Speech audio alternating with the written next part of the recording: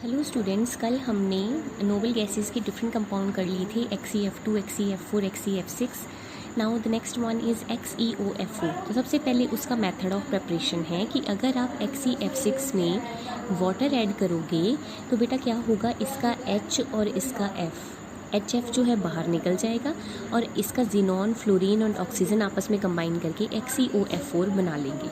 Second method of preparation क्या है कि अगर आप जिनॉन हेक्साफ्लोराइड में सिलिकॉन डाइऑक्साइड डालोगे और 50 डिग्री सेल्सियस तक गर्म करोगे तो बेटा क्या होगा, इसका सिलिकॉन और इसका फ्लोरीन, सिलिकॉन और फ्लोरीन आपस में कंबाइन होकर SiF4 बाहर निकल जाएगा। इसका जिनॉन, फ्लोरीन और ऑक्सीजन आपस में कंबाइन करके XeOF4 बना लेंगे। ठीक है जी। So these are the method of preparation of XeOF4। अब आगे बेटा XeF4 से आगे क्या बना सकते हो। XeOF4 को अगर आप सिलिकॉन डाइऑक्साइड से ट्रीट करोगे तो क्या होगा बेटा, इसका सिलिकॉन और इसका फ्लोरीन SiF4 बाहर निकल जाएगा और जिनॉन और ऑक्सीजन कंबाइन करके XeO3 बना देंगे एंड XeO3 इज एक्सप्लोजिव। ठीक है। Now next is method of preparation is xenon, oxygen और फ्लोरीन तीनों अगर आप इक्वल रेशो में ले लो या 1:4 की मोलर रेशो में ले लो, in the presence of xenon को 1 के रेशो में, फ्लोरीन को 4 के रेशो में और ऑक्सीजन को एक्सेस में ले लो, then also you will get xenon oxyfluoride, that is XeOF4। ठीक है। हम नाउ इसकी प्रॉपर्टी है XeO4 हाइड्रोजन के साथ कैसे रिएक्ट करता है बेटा, जैसे पीछे किए कि कोई भी कंपाउंड था वो रिएक्ट करके जिनॉन को बाहर निकालता था। तो देखो बेटा, इसका H और इसका HF जो है वो बाहर निकल जाएगा, ऑक्सीजन और हाइड्रोजन आपस में कंबाइन करके वाटर बना देंगे और जिनॉन सेपरेट हो जाएगा। सिमिलरली जब आप जिनॉन ऑक्सीफ्लोराइड का हाइड्रोलिसिस करेंगे तो अगेन H और HF बाहर निकलेगा और XeO2F2 बन जाएगा। फिर एक SeO2F2 का हाइड्रोलिसिस करेंगे तो फिर अगेन HF बाहर निकलेगा और XeO3 बन जाएगा। ठीक है। अगर आप XeOF4 में सिलिकॉन ऑक्साइड डालेंगे तब भी बेटा XeO2F2 निकलेगा और SiF4 बाहर निकल जाएगा। फिर XeO2F2 में SiO2 डालेंगे तो फिर XeO3 बन जाएगा। तो ये दोनों रिएक्शन और ये दोनों रिएक्शन ऑलमोस्ट सेम है, बस पहले केस में HF बाहर निकल रहा है और तीसरे और चौथे केस में SiF4 बाहर निकल रहा है। ठीक है।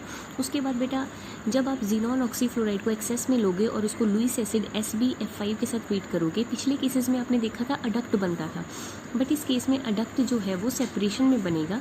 XeOF3 इसका फ्लोरीन निकलेगा और वो फ्लोरीन इसके साथ जुड़ के एडक्ट बनाएगा SbF6 नेगेटिव। सिमिलरली XeOF4 को अगर अब आप इसमें आपने ये एक्सेस में, पहले आपने ये एक्सेस लिया था, अब आप ये एक्सेस में लोगे तो बेटा क्या हुआ, XeOF3 बनेगा तो यही, पर ये क्योंकि अब आपने एक्सेस में लिया है तो इसका अमाउंट डबल हो जाएगा, Sb2F11 नेगेटिव बन जाएगा। ठीक है। अब अगर मैं XeOF3 पॉजिटिव आयन का स्ट्रक्चर बनाऊं तो बेटा इस स्ट्रक्चर में सेंट्रल एटम कौन है, जिनॉन।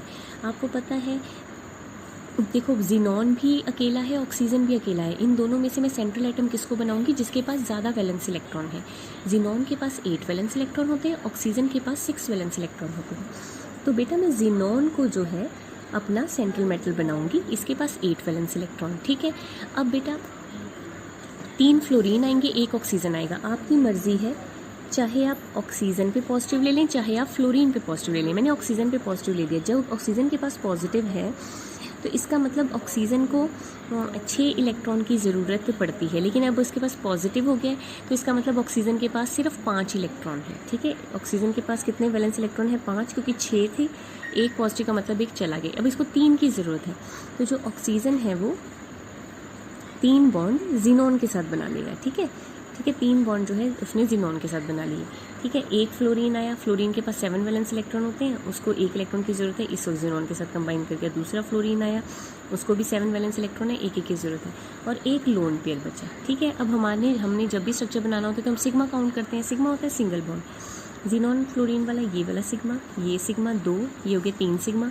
लोन पेयर को भी सिग्मा ही लेना होता है। ट्रिपल बॉन्ड में बेटा 1 सिग्मा होता है, 2 पाई होते हैं। ठीक है। 1 सिग्मा 2 पाई, तो बेसिकली आपके सिग्मा कितने हो गए, 1 2 3 4 5।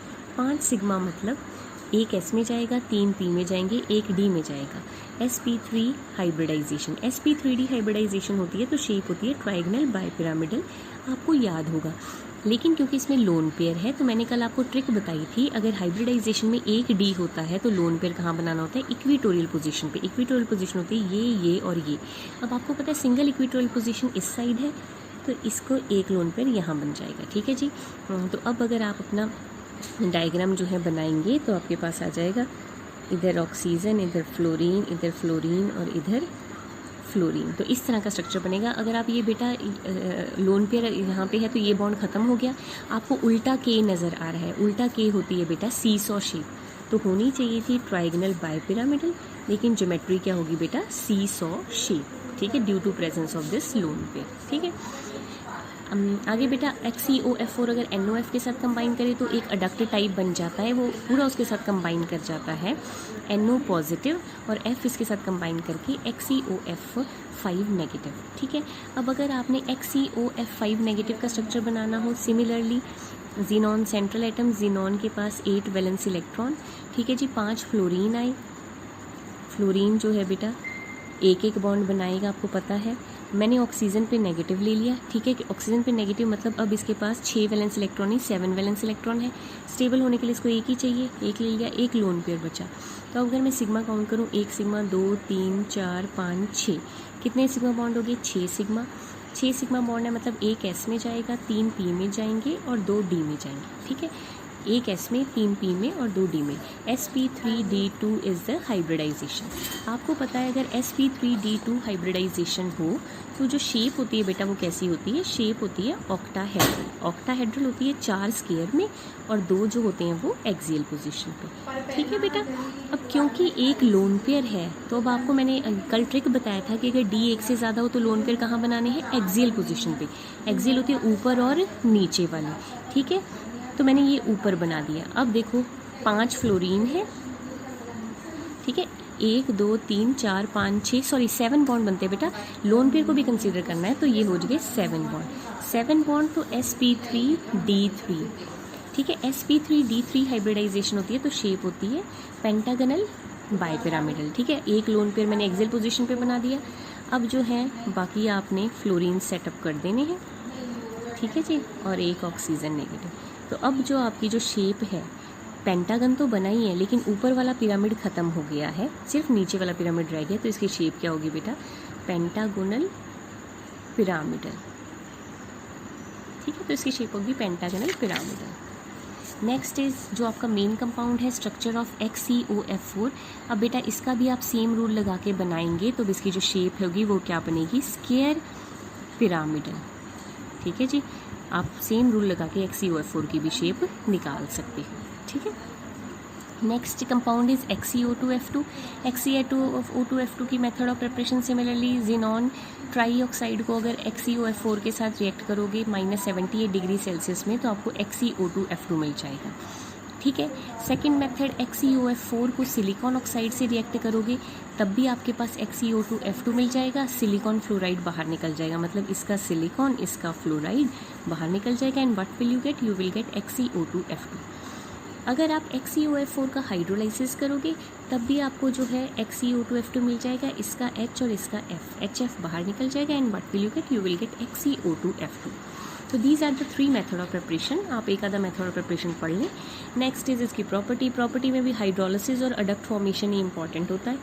XeO2F2 को हाइड्रोलिसिस करते हैं तो सेम जैसे पीछे पड़ा HF बाहर निकलेगा और एक्सप्लोजिव बनेगा XeO3। XeO2F2 को अगर आप ऐसे ही हीट कर दें तो उसमें से ऑक्सीजन बाहर निकल जाएगी और XeF2 रह जाएगा। XeO2F2 को एंटीमनी पेंटाफ्लोराइड के साथ रिएक्ट करेंगे तो अडक्ट बन जाएगा XeO2F पॉजिटिव, इसका एक F निकल के इसके साथ चला जाएगा, Sb2F11 नेगेटिव बन जाएगा। XeO2F पॉजिटिव का अगर आप स्ट्रक्चर ड्रॉ करो वही ट्रिक लगा के आप ड्रॉ कीजिए, पिरामिडल शेप बनेगी। अगर आपसे नहीं बनती तो आई विल एक्सप्लेन, ठीक है जी। सिमिलरली XeO2F2 का स्ट्रक्चर आप ड्रॉ करोगे तो शेप होनी चाहिए थी TBP, but due to presence of 1 lone pair shape बन जाएगी सीसॉ शेप, ठीक है। तो ये दोनों शेप्स आप ट्राई करें, अगर आपसे नहीं होती तो I will explain. Okay, thank you बेटा।